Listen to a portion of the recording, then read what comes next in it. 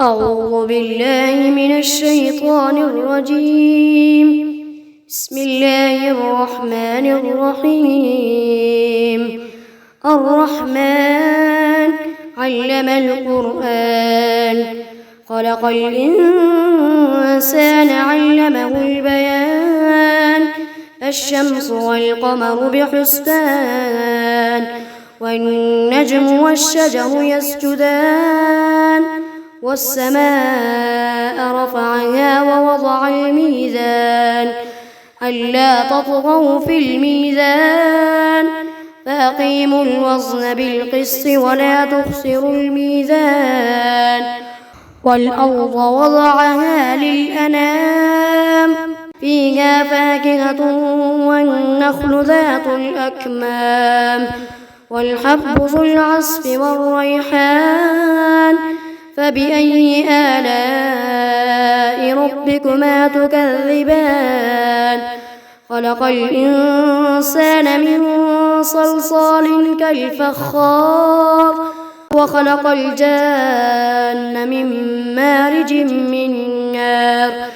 فبأي آلاء ربكما تكذبان؟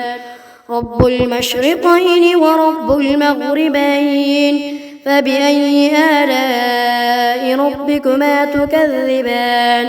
مرج البحرين يلتقيان، بينهما برزخ لا يبغيان.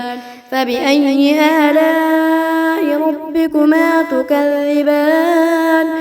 يخرج منهما اللؤلؤ والمرجان.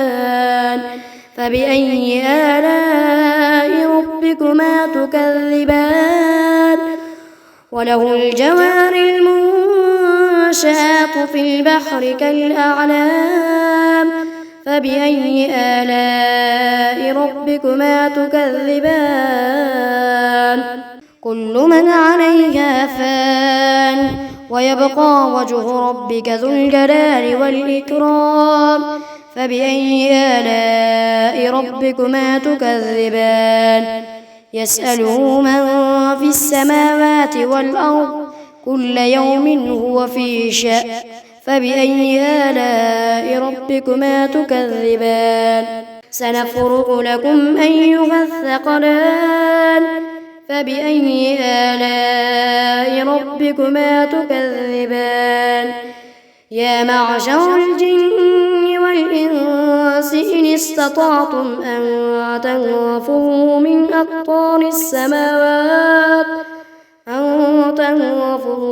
أقطار السماوات والأرض فانفذوا، لا تنفذون إلا بسلطان. فبأي آلاء ربكما تكذبان؟ يرسل عليكما شواظ من نار ونحاس فلا تنتصران. فبأي آلاء ربكما تكذبان؟ فإذا انشقت السماء فكانت وردة كالدهان. فبأي آلاء ربكما تكذبان؟ فيومئذ لا يسأل عن ذنبه إنس ولا جان. فبأي آلاء ربكما تكذبان؟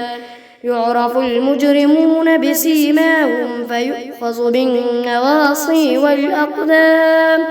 فبأي آلاء ربكما تكذبان؟ هذه جهنم التي يكذب بها المجرمون، يطوفون بينها وبين حميم آن. فبأي آلاء ربكما تكذبان؟ ولمن خاف مقام ربه جنتان. فبأي آلاء ربكما تكذبان؟ ذواتا أفنان. فبأي آلاء ربكما تكذبان؟ فيهما عينان تجريان. فبأي آلاء ربكما تكذبان؟ فيهما من كل فاكهة زوجان فبأي آلاء ربكما تكذبان متكئين على فرش بطائنها من استبرق وجنى الجنتين دان فبأي آلاء ربكما تكذبان فيهن قاصرات الطرف لم يطمثهن إنس قبلهم ولا جان فبأي آلاء ربكما تكذبان كأنهن الياقوت والمرجان فبأي آلاء ربكما تكذبان هل جزاء الإحسان إلا الإحسان فبأي آلاء ربكما تكذبان